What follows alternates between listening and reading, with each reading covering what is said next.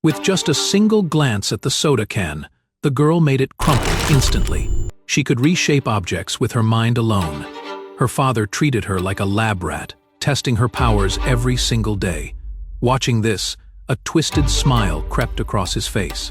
He actually wanted his daughter to test whether she could kill a cat with her abilities. But the kind-hearted girl couldn't bring herself to do it. This was the first time she'd ever defied her father's orders. Furious, he threw her back into her cell.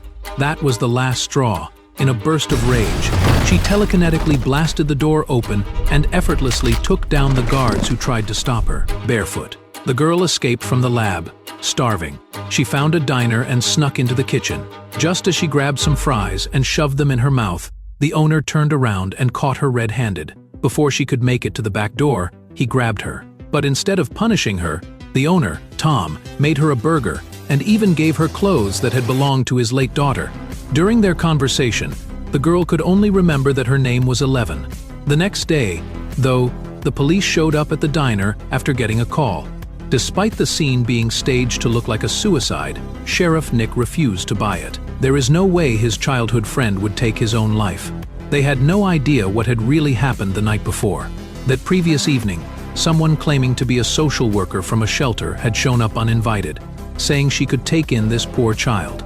But when Tom's guard was down, she attacked him. 11 saw what was happening and bolted. She knocked out 2 guards blocking the back door and managed to escape. Her father arrived moments later, his face twisted with anger. That same night, something even stranger happened.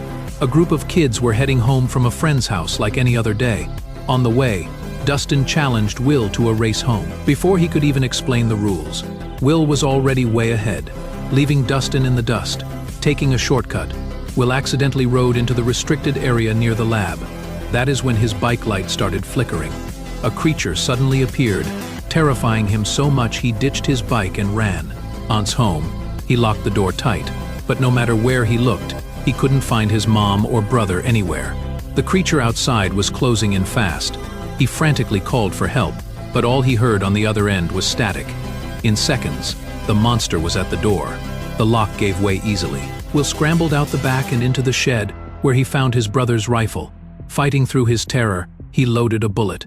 Just as he was putting all his hope in that single shot, the creature slowly materialized behind him. In a blinding flash of intense light, Will vanished without a trace.